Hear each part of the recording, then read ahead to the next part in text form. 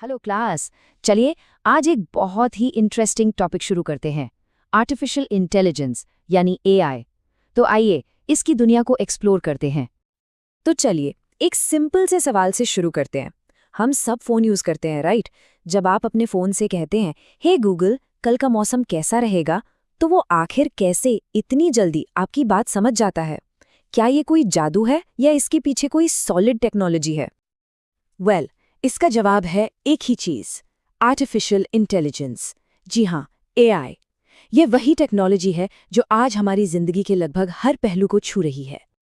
तो सबसे पहला और सबसे जरूरी सवाल तो यही उठता है, आखिर ये एआई है क्या चीज? चलिए इसको बिल्कुल बेसिक से समझते हैं। अगर हम इसकी किताबी डेफिनेशन देखें तो एआई एक मशीन की वो एबिलिटी है जिससे वो ढेर सारे डेटा से पैटर्न सीखती है और उसके बेसिस पर प्रेडिक्शंस करती है, यानी अनुमान लगाती है। बेसिकली ये कंप्यूटर साइंस और बहुत सारे डेटा का एक कमाल का कॉम्बिनेशन है। पर चलिए इसको और सिंपल करते हैं। बस ऐसे सोचिए कि एआई आपका एक सुपर स्मार्ट हेल्पर है, एक ऐसा साथी जो चीज़ों को समझता है, अपने एक्सपीरियंस से सीखता है और अपने आप काम कर सकता है बिना हर बार नए इंस्ट्रक्शंस दिए। तो ये स्मार्ट हेल्पर कर क्या क्या सकता है? सोचिए, ये हमारी तरह बात कर सकता है और हमारी भाषा समझ सकता है, जैसे सिरी और अलेक्सा। फोटोज में चीजें पहचान सकता है।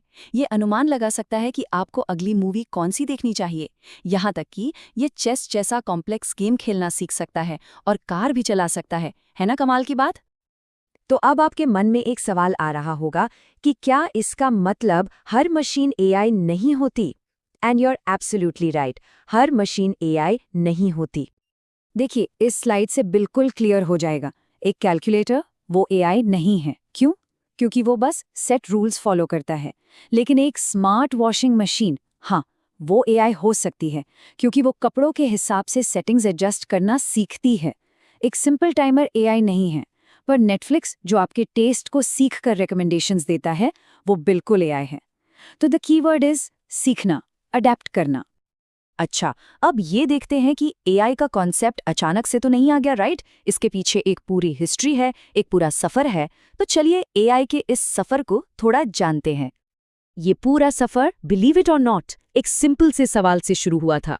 1950 में ग्रेट साइंटिस्ट एलन ट्यूरिंग ने पूछा, क्या मशीनें सोच सकती हैं? बस इसी एक सवाल ने एआई की फाउंडेशन डाल दी।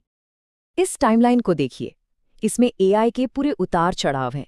1956 में आर्टिफिशियल इंटेलिजेंस टर्म कॉइन हुआ। फिर 70s में एआई विंटर आ गया, मतलब एक ऐसा टाइम जब फंडिंग और इंटरेस्ट दोनों कम हो गए। लेकिन फिर 90s के बाद और स्पेशली 2010s के बाद से एक एआई स्प्रिंग शुरू हुआ, एक नई क्रांति, और हम सब आज उसी का हिस्सा हैं।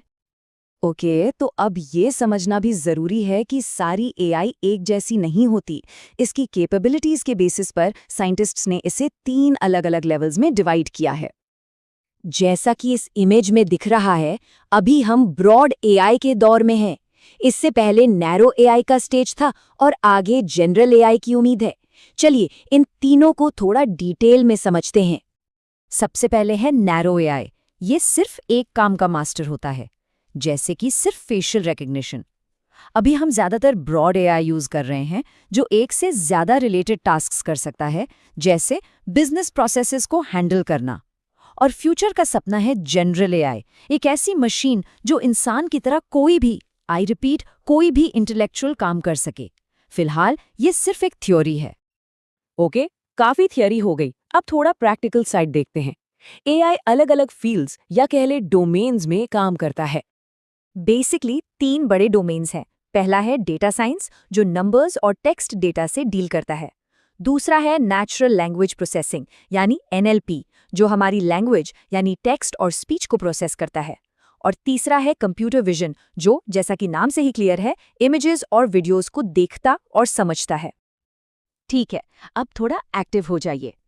एक क्विक सी क्लासरूम एक्टिविटी करते हैं ताकि ये कॉन्सेप्ट्स बिल्कुल पक्के हो जाएं। मैं एक एप्लीकेशन का नाम लूंगा और आपको सोचना है कि वो किस डोमेन में फिट होता है। रेडी हो सब? चलिए पहला एग्जाम्पल, गूगल ट्रांसलेट। क्या लगता है ये कौन सा डोमेन है? हिंट, सोचिए ये किस टाइप के डेटा पर काम करता है? बिल्कुल सही सोचा। ये है नेचुरल लैंग्वेज प्रोसेसिंग यानी NLP। क्यों? क्योंकि ये टेक्स्ट और स्पीच को एक लैंग्वेज से दूसरी लैंग्वेज में बदलता है। Great job. Okay, next, bank में जो फाइनेंशियल फ्रॉड डिटेक्शन होता है ट्रांजैक्शंस में, वो किस डोमेन का काम है? सोच के बताइए, इसमें किस तरह का डेटा एनालाइज हो रहा है?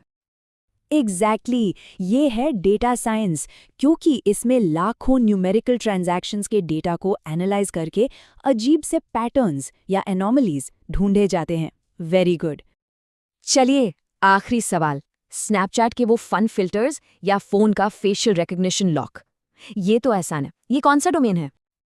परफेक्ट, ये है कंप्यूटर विजन, क्योंकि ये टेक्नोलॉजी चेहरों को यानी इमेजेस और लाइव वीडियो को समझ रही है। Excellent class. तो ये था एआई की दुनिया का एक क्विक इंट्रोडक्शन। लेकिन इस सेशन को खत्म करने से पहले मैं एक सवाल सबके लिए छोड़ना चाहता हूँ। जैसे जैसे एआई इतना पावरफुल होता जा रहा है, हमें इसके लिए क्या नैतिक नियम यानी एथिकल गाइडलाइंस बनानी चाहिए? इस पर जरूर सोचिएगा। चलिए, अगली बार मिलते हैं एक नए टॉपिक के साथ। Welcome to Bharat Curious. Make sure to like, comment, and subscribe. And as always, thanks for watching.